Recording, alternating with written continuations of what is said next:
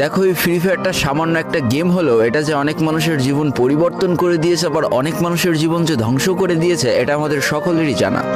তবে সামান্য এই গেমটা যে গোটা একটা পরিবারকে আবার নতুন করে জীবন দান করবে, এটা আসলে সকলের অজানা ছিল। হ্যাঁ বন্ধুরা, আজকের গল্পটি এমনই একটা পরিবারকে নিয়ে যারা এই ফ্রি ফায়ার গেমটাকে একেবারেই সহ্য করতে পারতো না, বরং তাদের সন্তান যখন এই গেমটা খেলতো তারা আরও উল্টো বকাবকি করতো।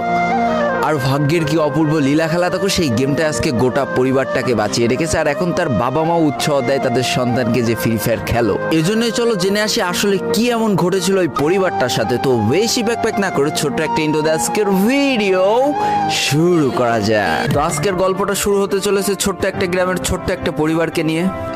বাবা মা এবং তাদের দুই সন্তান অর্থাৎ দুই ভাই, ছোট্ট একটা পরিবার, খুব সুন্দরভাবে তাদের জীবনযাত্রা চলে যাচ্ছিল। বড় ভাই একটা কোম্পানিতে লেবারের চাকরি করে, বাবা কৃষিকাজ করে, আর তাদের ছোট সন্তান অর্থাৎ ছোট ছেলে কিন্তু ক্লাস 8-এ পড়াশোনা করে। দারিদ্রতার বেড়াজালে আটকে পড়া পরিবারকে সাপোর্ট দেওয়ার জন্য তাদের বড় ভাইকে খুব অল্প বয়সে কাজে চলে যেতে হয়েছে। এই জন্য বড় ভাইয়ের পড়াশোনাটা ঠিকমতো হয়ে ওঠেনি। তবে বাবা মার একটাই স্বপ্ন ছিল যে তাদের ছোট সন্তান অর্থাৎ ছোট ছেলে যাতে উচ্চশিক্ষায় শিক্ষিত হয়। এই জন্য বাবা কৃষিকাজ করলেও সারাদিন মাঠে তুমুল কষ্ট করে এসে বাসায় যখন এসে দেখতো তাদের ছোট সন্তান পড়াশোনা করতেছে, সমস্ত কষ্ট এক চান্সে দূর হয়ে যেত। আর তাদের ছোট সন্তান পরিবারের অভাব দেখতে দেখতে বড় হচ্ছে, তো তাই সে একটা সময় ঠিক করেই ফেলে যে তাকে অনেক বড় হতে হবে, লেখাপড়া করে অনেক বড় মানুষের মতো মানুষ হতে হবে। আর ঠিক এমনটাই হতে থাকে। তাদের ছোট ছেলে খুব ভালো রেজাল্টও করতে থাকে, প্রত্যেক ক্লাসে টপ হতেও থাকে। তবে তার একটা বদ অভ্যাস ছিল, সেটা হচ্ছে ফ্রি ফায়ার গেম খেলা। করোনা চলার সময় যখন তার স্কুল বন্ধ হয়ে যায়, তখন তার বাবা এবং বড় ভাইয়ের জমানো কিছু টাকা দিয়ে তাকে একটা ফোন কিনে দেওয়া হয় অনলাইনে ক্লাস করার জন্য। তার ফোনটা ছিল 3 GB র্যামের একটা ফোন। তবে এইখান থেকেই তার ফ্রি ফায়ার গেমের সাথে পরিচয় হওয়া।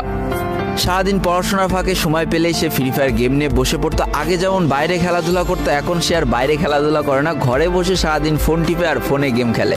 এদিকে তার বাবা মা যখন ফ্রি ফায়ার গেম খেলা দেখতো তখন প্রচণ্ড পরিমাণ রেগে যেত, এমনকি মারধর পর্যন্ত করতো যে তুই এই গেম খেলা বাদ দিয়ে দে। তবে তাদের ছোট ছেলে যতই বাবা মার বাধ্য সন্তান হোক না কেন, ফ্রি ফায়ার গেমটা ছাড়তে সে একেবারেই নারাজ। প্রথম দিকে পড়াশোনার ফাঁকে ফাঁকে গেম খেললো, যখন তার বাবা মা তাকে বকা শুরু করে তখন সে রাতের অন্ধকারে গেম খেলা শুরু করে। তবে বন্ধুরা বলে রাখা ভালো, সে কিন্তু তার পড়াশোনা একেবারেই ঠিক রেখেছিল, অর্থাৎ গেমের কোনো কালো ছায়া পড়াশোনার উপরে কোনোদিনই সে পড়তে দেয়নি, যার কারণে তার রেজাল্টও মোটামুটি ভালোই হতো। এতদিন পর্যন্ত পরিবারের সবকিছু ঠিকঠাকই ছিল, এবার আস্তে আস্তে পরিবারটা একটু একটু করে ভাঙতে শুরু করবে। পরিবারের সকলের সম্মতিতে পরিবারের বড় ছেলের সাথে পাশের গ্রামের একটা মেয়ের বিবাহ সম্পন্ন করা হয়। আর যেন বিবাহের কয়েক মাস যেতে না যেতে বড় ভাইয়ের পরিবর্তন লক্ষ্য করতে শুরু করা যায়। এতদিন ছোট ভাইয়ের পড়াশোনা খরচ বড় ভাই আর বাবা মিলে চালিয়ে আসলেও এখন আর বড় ভাই কিন্তু ছোট ভাইয়ের পড়াশোনা খরচ দিতে রাজি হয় না। তবে তাতেও খুব একটা ফারাক পড়ে না, কারণ তাদের বাবা এখনো শক্তভাবে তাদের পরিবারটাকে ধরে রেখেছে, অর্থাৎ বাবা কিন্তু কৃষিকাজ করে তাদের পরিবারটা খুব সুন্দরভাবে চালিয়ে নিচ্ছিল। তবে বলে রাখা ভালো, হাতের 5টা আঙুল যেমন এক হয় না, পরিবারের প্রত্যেকটা সন্তানের মন মানসিকতাও কিন্তু এক হয় না। কিছুদিন পর বড় ভাই পুরোপুরি আলাদা হয়ে যায়, তার বউকে নিয়ে নতুন করে সংসার তৈরি করে। এমনকি একটা পর্যায়ে যে বড় ভাই তার পরিবারকে অস্বীকার করে দেয়, অর্থাৎ একটা টাকাও আর পরিবারে দিত না, সমস্ত টাকা সে নিজের সংসারেই খরচ করত।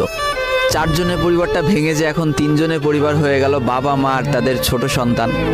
এখন পুরো পরিবারের দায়িত্বটা বাবার উপরে পড়ায়, দিনরাত 24টা ঘন্টা হাড় ভাঙা খাটুনি করা শুরু করে দেয় তাদের বৃদ্ধ বাবা। এদিকে তাদের ছোট সন্তান সবটা কাছ থেকে দেখে অনেক কষ্ট পেত, তারপরেও তার করার কিছুই ছিল না, তাকে পড়াশোনাটা চালিয়ে যেতেই হবে, কারণ বাবা মার একমাত্র স্বপ্ন তাকে পড়াশোনা করে মানুষের মতো মানুষ হতে হবে। এদিকে বলে রাখা ভালো, পড়াশোনার পাশাপাশি কিন্তু সে ফ্রি ফায়ার গেমটা অনেক ভালো মতো খেলা শিখে গিয়েছিল। তার 3 GB র্যামের ফোন একটু ল্যাগ দিলেও মোটামুটি ভালোই খেলা যেত স্মুথ গ্রাফিক্সে। এমনকি সে আস্তে আস্তে টুর্নামেন্ট খেলাও শুরু করে। আর এখান থেকে যে টাকায় পেতো, 50 টাকা, 100 টাকা, 200 টাকা যা পেতো, সেই টাকাতে তার পরীক্ষার বই খাতা কিনতো, যাতে তার বাবার একটু কম পরিশ্রম করা লাগে, কম খাটনি করা লাগে। হাই রে, পরিবারের বড় ছেলে পরিবার থেকে আলাদা হয়ে গেল, আর ছোট ছেলে চিন্তা করছে বাবার কিভাবে কষ্ট কম করা লাগবে।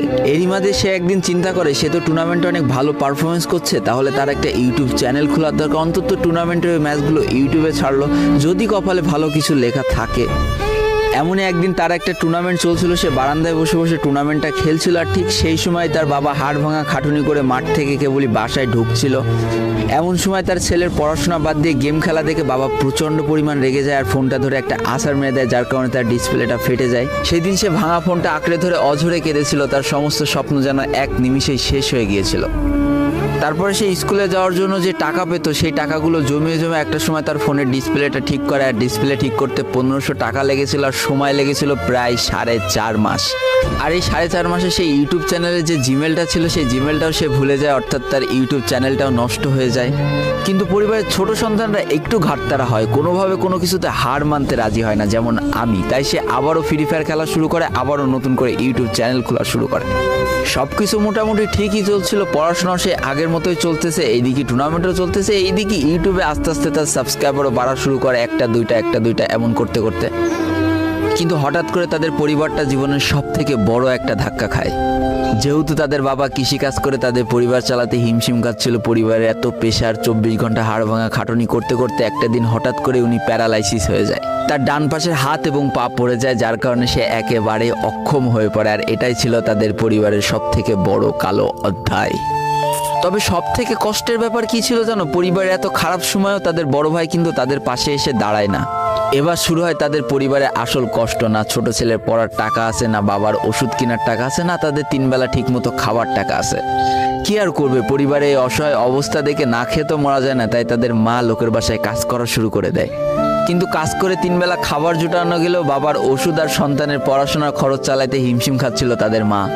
ঠিক এই সময়টায় পরিবারের ছোট ছেলে সারাদিন চিন্তা করতে থাকে যে আসলে তার কি করা উচিত, কি করলে পরিবারের সবাই ভালো থাকবে, কি করলে বাবার ওষুধ কেনার টাকা সে জোগাড় করতে পারবে, কি করলে বাবা মার স্বপ্ন পূরণের জন্য সে পড়াশোনা করতে পারবে। তার সামনে শুধু একটা অপশনে খোলা ছিল, সেটা হচ্ছে ফ্রি ফায়ার গেমটা। কি আর করবে, সারাদিন সে পড়াশোনা করতো আর সারা রাত ফ্রি ফায়ার গেম খেলে খেলে ভিডিও আপলোড করা শুরু করে ইউটিউবে। তোমরা শুনলে অবাক হয়ে যাওয়া, 24টা ঘন্টার মধ্যে সে মাত্র 4.5 ঘন্টা ঘুমাতো।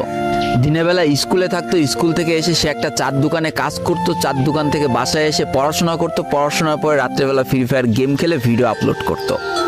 সৃষ্টিকর্তা হয়তো তাদের কষ্টটা দেখেছিল, তাই তার বেশি দিন কষ্ট করা লাগেনি। 4.5 মাসের মাথায় তার একটা ভিডিও ভাইরাল হয়ে যায়। ব্যাস, লাইফের মোড়টা এইখান থেকে ঘুরে গিয়েছিল। তোমরা সকলে জানো একটা ভিডিও ভাইরাল হলে আসলে কি হয়। সব জায়গায় তার নাম ছড়িয়ে যায়, মানুষ আস্তে আস্তে তার ভিডিও দেখতে শুরু করে, তাকে পছন্দ করতে শুরু করে, তার গেম প্লে ভালো লাগতে শুরু করে। একটা সময় সে একটা ভালো প্লেয়ার হয়ে যায়। আর সে জীবনের প্রথম পেমেন্ট পেয়েছিল 12,500 টাকার, যেখান থেকে 7,000 টাকার তার বাবার জন্য ওষুধ কিনে দিয়েছিল, আর বাকি টাকাটা তার আম্মুর হাতে তুলে দিয়েছিল।